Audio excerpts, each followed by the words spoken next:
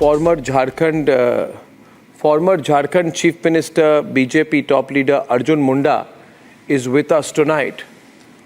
अर्जुन मुंडा जी, मेरी आवाज़ आपको आ रही है? मैं अर्नब गोस्वामी बोल रहा हूँ.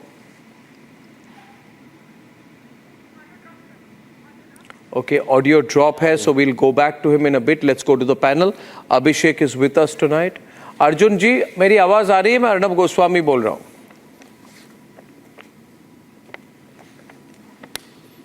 हाँ जी, आ रही है, बिल्कुल आ रही है. अर्जुन मुंडा जी, जो एग्जिट पोल आए हैं उनमें से 5 पोल्स में से 2 दिखा रहे हैं कि इंडिया अलायंस आगे है, 3 दिखा रहे हैं कि 4 में से 2 दिखा रहे हैं कि इंडिया अलायंस आगे है, 2 दिखा रहे हैं आप आगे हैं, मगर उन 4 में से एक है जो एक्सिस माई इंडिया की है, जो कह रही है इंडिया अलायंस को 50 से ज़्यादा सीटें मिलेंगी, इनको स्वीप होगा, और बीजेपी को सिर्फ 25 मिलेगी. और पोल दिखा रही है कि दोनों को 39 सीटें, 39 तो कभी होता नहीं है. तो पिक्चर बहुत कंफ्यूजिंग है अर्जुन मुंडा जी.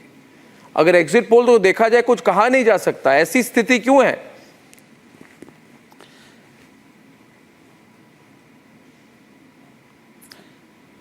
देखिए, एग्जिट पोल के बारे में मैं बहुत ज़्यादा टिप्पणी नहीं करूँगा, लेकिन मुझे जनता पर भरोसा है और जनता ने जो जनादेश दिया है वो एनडीए के पक्ष में है, क्योंकि मैं जनता के साथ जुड़ कर के काम करता रहा हूं और जनता के बीच में रहा हूं, और इस बार जो मैंने उत्साह जनता के बीच देखा है, जो विश्वास देखा है, उससे मैं कह सकता हूं कि एनडीए पूर्ण बहुमत के साथ सरकार बनाएगी. जी, अभिषेक. मुंडा जी, ये जो एग्जिट पोल के, अब क्योंकि हम चर्चा कर रहे हैं आज, तो उसमें से एक जो मैं ट्रेंड देख रहा था कि संथाल परगना में, जहां पे आपका बहुत भारी फोकस था, ये बाहर के लोगों को लेकर, इन्फिल्ट्रेशन को लेकर पूरा मुद्दा बनाया, आपने एक एड कैंपेन बनाया, तो वहां पे बहुत ज्यादा ट्रैक्शन बीजेपी को मिलता दिख नहीं रहा है. वो एक गढ़ माना जाता है झामुमो का, और जेएमएम को अभी भी वहां लीड दिख रही है. तो यानी वो आपका जो इन्फिल्ट्रेशन का पूरा मुद्दा था, संथाल परगना में नहीं चला, बाकी जगह चलता दिख रहा है.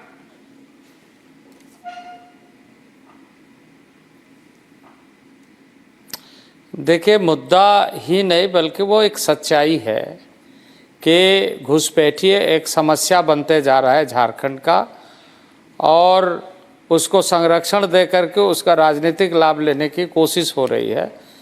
पर भारतीय जनता पार्टी और एनडीए अलायंस ये निश्चित रूप से इस विषय को बहुत गंभीर मानती है और इसका अस्थायी समाधान चाहती है, और मैं मानता हूं कि इस बार लोगों ने इन सारी बातों को जरूर ध्यान में रखा है. मुंडा जी, अगर आप एग्जिट पोल का नंबर्स देख लेते हैं तो अभी इतना क्लोज है, लेकिन आपके लिए एक पॉजिटिव ये भी है कि वहां पे हिमंता बिस्वा शर्मा है इंचार्ज. कुछ भी हो सकता है, क्या वो ऑप्शन है अभी आपको? क्या आप टच में हैं ऑपोजिशन कैंप के साथ?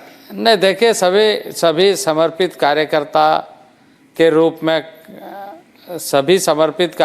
के रूप में, चाहे हेमंत बिस्वा शर्मा जी हो या शिवराज सिंह चौहान जी हो, या स्थानीय स्तर पर हमारे कार्यकर्ता जो दल के हैं, नेता के रूप में जिन्होंने अपनी छवि बना के रखी है, उन सारे लोग मिलकर के काम किया है, कार्यकर्ताओं ने परिश्रम किया है और जनता ने समर्थन दिया है.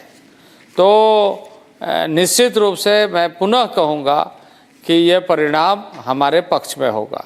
जी, it's a very important election for Arjun Munda because he lost the Lok Sabha elections Khunti constituency and it was a personal big loss for him. तो आपके लिए भी इस बार एक तरह से प्रमुख बात यह है मुंडा जी कि आपके लिए एक पर्सनल लेवल पे ये चुनाव में आपको भी तो मतलब रिवेंज लेने का बहुत बड़ा एक मौका है. तो अब मुझे नहीं लगता आप छोड़ने वाले हैं. कोई गेम प्लान तो होगा, कुछ तो आपकी हिडन कार्ड है जिस पर आपको इतनी कॉन्फिडेंस है आज भी. नहीं, देखिए,